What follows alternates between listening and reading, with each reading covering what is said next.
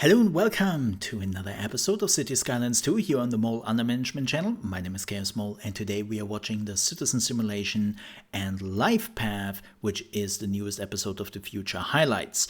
Now, I have to admit, in the first game, citizens were just there, right? Like, yes, they were going to work, they were going shopping, they had a little bit of their life, and they were also going to their home and all that, but it didn't really made an impact. They didn't really feel like real citizen, and the moment you looked a little bit under the hood on how this all works, you realize it was all just smoke and mirrors for most parts. So I'm actually curious what they did about that. With that said, let's watch the video, shall we? Let's do this. Show me what you got. And money. Money is great.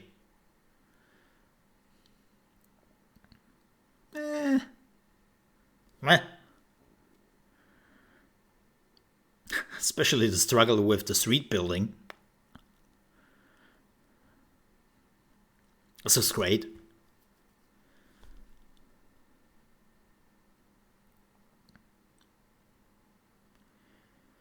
Okay. God, they look so terrible.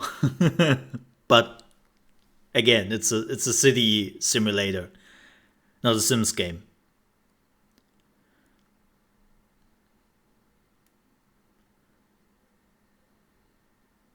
Okay.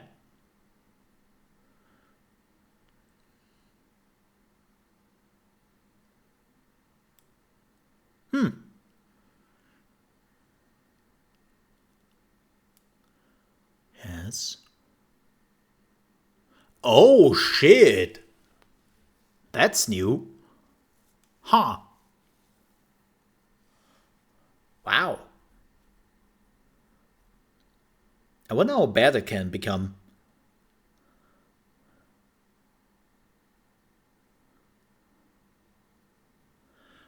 Oh.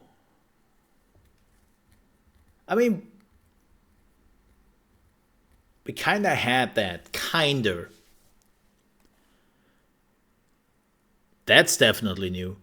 Or more detailed. Okay. Yeah. Like in the first one.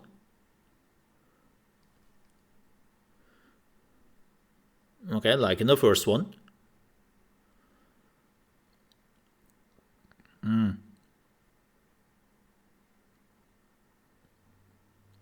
What?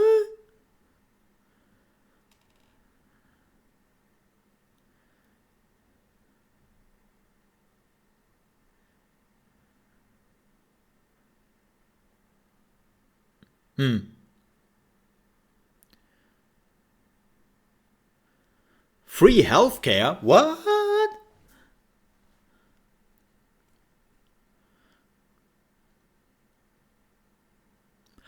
Oh, they can go there. Well, they could always go there on themselves, but I wonder. Oh. Damn. That's interesting. Taco!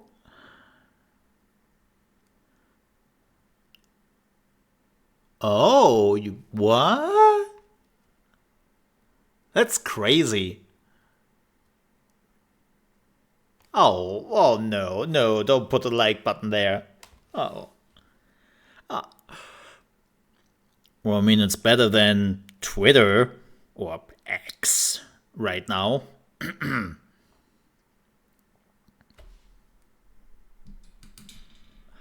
Oh, that is such a smart idea.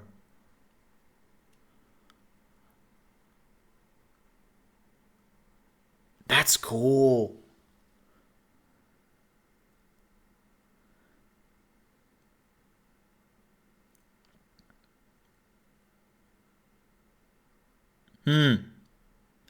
That's interesting. I mean, I think it's rather tough to showcase this, right?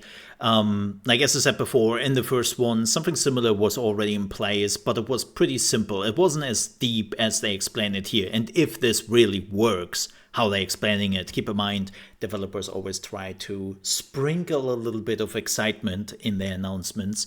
But they haven't done that yet. So I just assume at this point, what they are talking about is actually like something really what happens. But this is such an interesting construct because it seems like this time things are much more complicated and you really have to look out. I'm just hoping that it doesn't like overtake your city management and city building stuff, right? I don't want to play The Sims in my city building simulation, especially because Paradox is working on their own Sims game on their own, right? Like you have something similar like that now with Paradox games. I don't need that in my city manager. So I hope it's just there to make things more believable and doesn't interfere all the time with what you are planning to do. Of course, you have to take care of your citizens. I'm not saying to just ignore the people living in your city because, well, why would you build a city when nobody wants to live there, right? But it's like if you have to go after every whim a person has in your city, then it becomes a little bit annoying. Right, that's the fear I have a little bit. What I find interesting is the homeless one, which you cannot see why because my stupid camera is in the way. But there's the homelessness they're showcasing here, and I am really curious how problematic this becomes, and more importantly, like how that will showcase in the city. Like, will we start to have some slums around our city when it gets out of hand, or do we have just more crime? Like, I'm actually really, really curious about how this works in particular. And another thing they showcased a little bit later, right? You have to take care of noise pollution, which I am hoping is taking a bigger role in the new Cities Skylines. I am really hoping that noise pollution is a bigger issue because I think noise pollution was far too easy to manage in the first one, right? And it wasn't really a big problem. Like the same goes for nearly every other pollution. If you were not completely deranged building your city, you could manage that all in a fair deal, right? So that's something you have to look out for. Of course, healthcare is back, and we now have different age stages. Now, this is what I find absolutely interesting. So Chirpy is back, and it seems like they are simulating like a real Twitter social media thing, and you can just see what's going on. It doesn't feel safe going out at night with all the crime around. Can we get some more police here, please? So this is what I meant with acting on every citizen's whim. So this is Merrick Keaton who is saying this, and at first glance you're like, oh, well, Merrick Keaton just said that, but is that really true? And apparently they have 3,500 likes, which is supporting this, so there seems to be an issue. Or we have Mr. Bloom here who says we could really use some more residential buildings in the city right about now, and we have 13.7k people liking this. So, yeah, I think this gives you a pretty good idea about what is going on. Of course, if you have a city with, let's say, 8 million people living in, then 13,000 people complaining about this seems very small. Like, again, I'm curious to see how this works out. Like, you see some official announcements of the water department, or like somebody's looking for workers and we have 6,000 people who are liking this. Like, this could be really cool and already seems so much better than the first one. Because in the first one, you basically just got a bunch of information through Chirper. And that was information when it already happened. Right? Like, oh, great, we had a huge tornado going through the city. Well, everyone is dead. And you're like, Yeah, well, I know, thank you.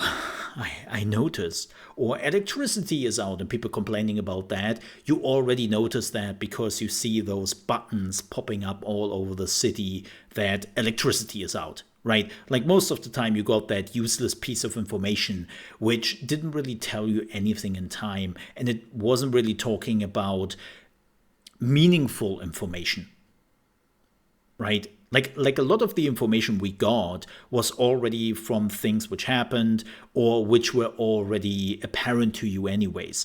But this seems to be much more on the nose of, okay, we are trying to give you different hints on things which are going well or not so well in the city.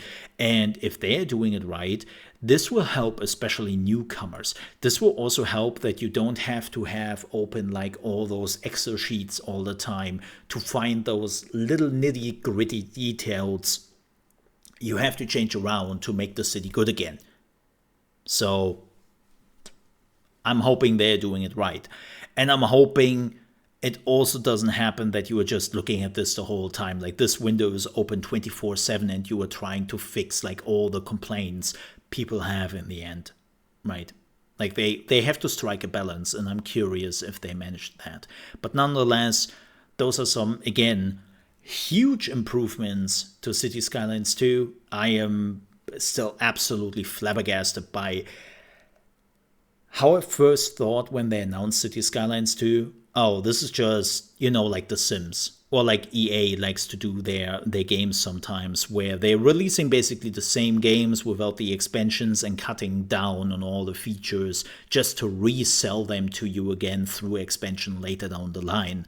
And again, as somebody who has thousands of hours in The Sims 4, I know what I'm talking about. I have bought all the expansions like an idiot.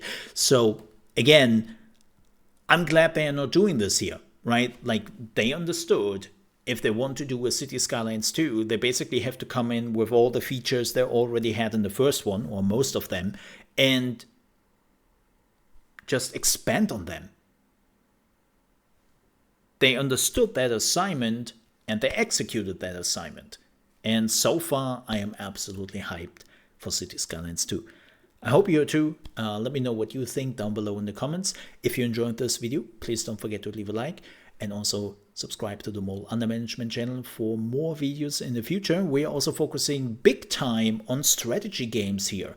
Like this is a channel completely dedicated to all the games which are strategy, turn-based, RTS, like even some tactical RPGs sometimes a little bit, not so much, more like the tactical aspect.